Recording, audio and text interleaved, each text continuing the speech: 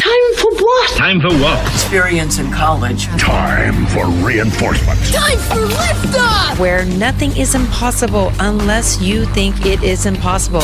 College. My college scholarship. Yes. Boom. College ran by real fast. You hung in with the best college. Touchdown! First time for everything. Well, what are you waiting for? What are you waiting for? Let's do this thing. Genius, let's do this thing! I got to introduce our guests. So here we have not one, but two representatives from the UC system. We are so lucky. First, we have Cesar Gonzalez. He is an admissions representative at UC Riverside. Did you hear that, Ms. Wong? She's a proud alum, one of our wonderful colleagues. And for last year, he has worked with the undergraduate admissions to recruit, present, and evaluate students coming into UCR. Previously, Cesar worked as a school counselor at Da Vinci Design High School, assisting students applying to colleges and universities all over California. As a result of these roles, he's seen the admissions process from both sides as an evaluator and as an advisor as well. So welcome, Cesar. And then also we have Brian Ju, who is a senior director for outreach and communications at UC Irvine. Go Anteaters. Brian has been at UCI for over 20 years and he looks 20 years old. Oh my God, as a staff member. Don't worry, Cesar, you look good too, but 20 years as an additional for 4 years. So yes, he's a proud alum at UCI as well. The reason Brian has stayed so long is because UC Irvine is a campus that has the best of both worlds. It's a large research university, yet still operates in a way that feels like a small school that's situated in a beautiful location where you have access to everything in Southern California, like great beaches, diverse community, and of course, you know it, Disneyland. Welcome, gentlemen. Awesome. Thank you so much, Ms. Vaccaro. Appreciate the enthusiastic introductions. I appreciate it. I'm sure Brian does as well. So thank you all for being here today. Hopefully, by the end of this session, you all will kind of have a better gist of what to expect, when composing your personal insight questions, when you're applying to, the UC system. I'm not sure what grades you all are in. If you are in a junior currently, this is something that you all are going to see pretty soon. So without further ado, let's go ahead and get started. So before we get into any of the meat of the presentation and, in regards to the PIQs, I just want to go over really briefly all of the schools that are a part of the UC system, right? So we have 9 different schools for students to choose from, for students to apply to, all with their own neat advantages, right? You can go as far north as UC Davis, right? Which I want to say is kind of close to where you all are situated, UC Berkeley. And you could go as far south as UC San Diego, Irvine, which Brian represents, and, Riverside, which I represent.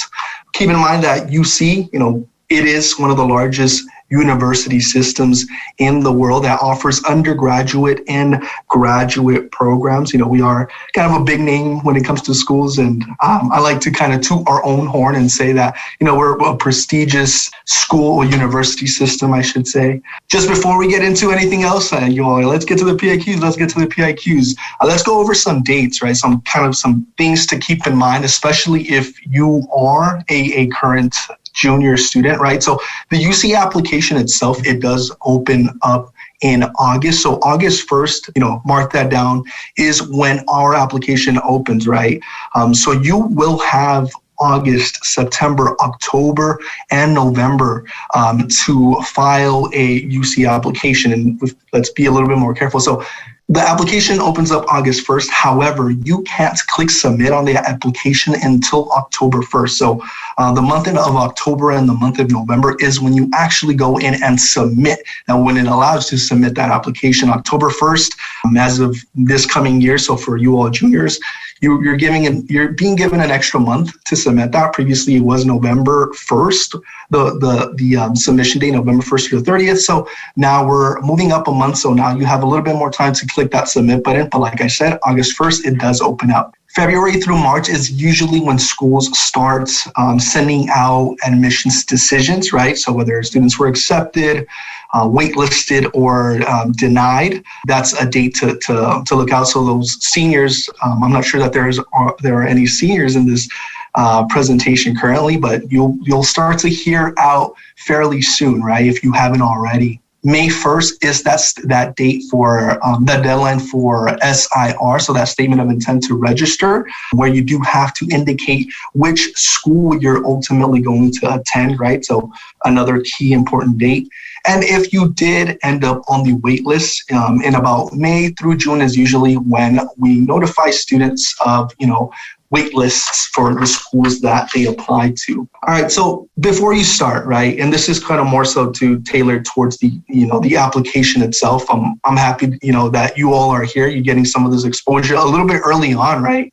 And kind of knowing what you need to do and what things you should, get down to business now. Consider your majors, the majors and campuses that you're wanting to apply for, right? Do a little bit of research on the back end and see what school is a right fit for you. What schools do you think might be a right fit for you, right? Not every school is going to have the major or the program that you want or that you're trying to pursue. So it's important to kind of know, well, UC Riverside has entomology, however, X, Y, and Z doesn't, right? So, have some of that research on the back end before you start your application so that you're kind of, when you start your apps, you know exactly what you're looking for, what schools you're going to apply to. Essentially, unofficial transcripts, you're going to need unofficial transcripts when you're working on an application, writing your responses, right? Your personal insight questions. So that's what we're here for, right? So hopefully, like I said, by the end of this, you're going to have a little bit of more kind of substance to that. But, your PIQs, you don't have to wait until August to start composing them, right?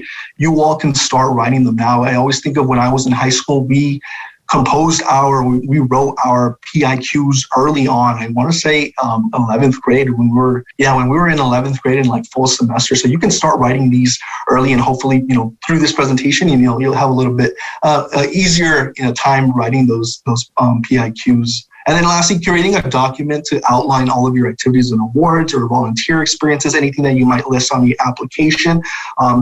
Have a place where you can go to and see, well, I've done X, Y, and Z in 9th, 10th, and 11th grade. So kind of just some general helpful tips before getting started. All right, I'll jump in here at this point. So when you submit your application, how do we actually review all of it in context, basically? And so just kind of as a quick FYI, when you apply to each of the UC campuses, we review all of the applications independently. So whether you apply to UC Riverside and UC Irvine, it's not like I'm going to call Caesar and say, hey, I know so-and-so applied. Let's talk about this application. We each review our applications all independently of each of the campuses because each of our campuses have different criteria. There's different majors, there are different requirements that we're looking for each of our applicants. But the way that all of our campuses review applications is through something called comprehensive review. And so these are the areas where we're obviously looking at things like academic achievement.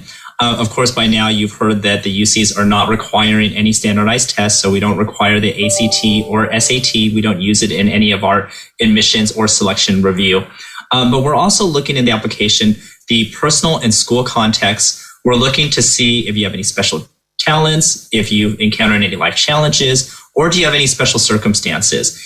And all of that can be mixed into any part of the application. So it's not necessarily just the PIQs, but we can look at it from the extracurricular activities. We can look at it from the awards and achievements. We can look at it from your involvements. So what we're trying to do is get an entire picture and profile of you together.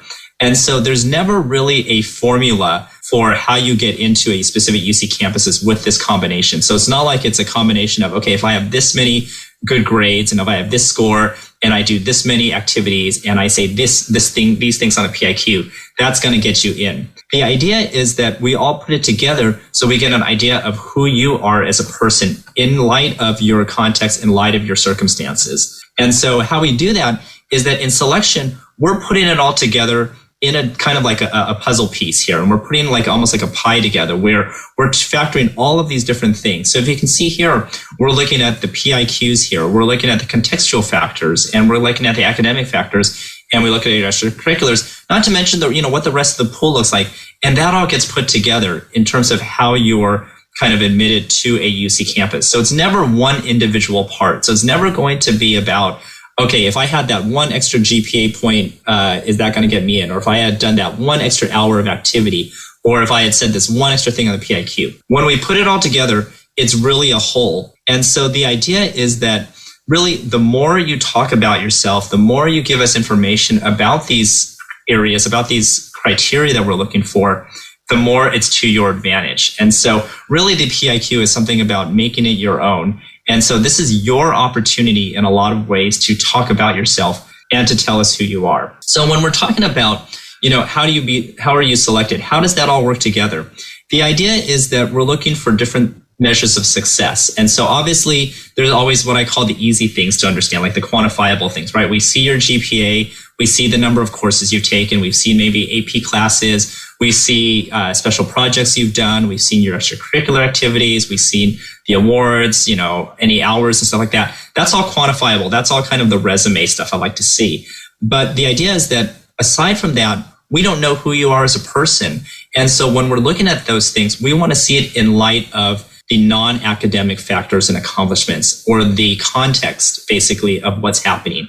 And so this is going to be your education or family environment. What are the circumstances between what's happening? What are the available opportunities or resources in your school as well as your hometown, right? What are things you're able to get involved in? There's always a difference between being in a big city versus a rural area.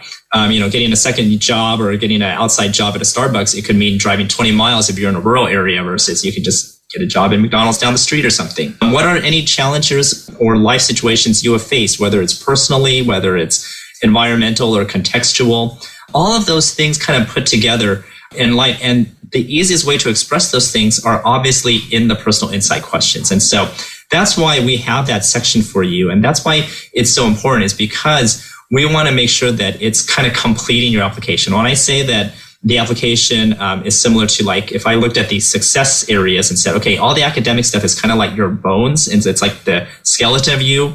All the muscle and body and face and skin and all that stuff that makes who you are, personality, that's in the context stuff. And that's what you get to fill in. And so I always like to say you have the power, you have the ability to kind of set your own narrative and be able to tell us about yourself. And that's why it makes it very individual. And that's why there's no formula, is because this is your opportunity to tell us who you are as a person on here. All right. So starting point, personal insight questions. So, select questions that are most relevant to your experiences, that best reflect your individual circumstances per se. You're going to see the questions in a few slides down the line. So don't think we're not going to show them. We're definitely going to show what those questions are. But kind of just as a starting point, as a freshman student, as a freshman applicant, you choose to write about 4 out of 8 total questions, right? So you only have to answer 4 of them. And a lot of the times I see a lot of students that say, oh, I have to answer, those 8 essays for the use. They say essays, right? Which they are not, right? And I think we'll talk about it a little bit down as well. So it's only 4 of 8 responses, personal insight question responses that you have to answer. Keep in mind that, you are limited in the word count. So there's a 350 word limit for each 4 of these responses, right? So in those 350 words, you do have to make sure that you're answering the question accurately and to the best of your ability, right? All questions have equal value, so there is no advantage or disadvantage to choosing certain questions over others. I think one of the things that I've noticed is a lot of students will email me and ask me specifically like that question, is it better if I answer this question as opposed to this question, right? To this PIQ, and that's absolutely not the case, right? So all questions have equal value, and it's just important to, answer the ones that that you can answer the best of your ability. Again, the PIQs, they should be used to share your accomplishments, your experiences, talents, decision making, problem solving, and any contextual information. Back to that point that I said earlier, right? This is not an essay, and I think that's one of the things that we try to get across, right? You aren't writing an English paper, right? We're not checking necessarily for grammar. You don't have to write in a narrative. You don't have to write as if you're writing a book, right? Answer the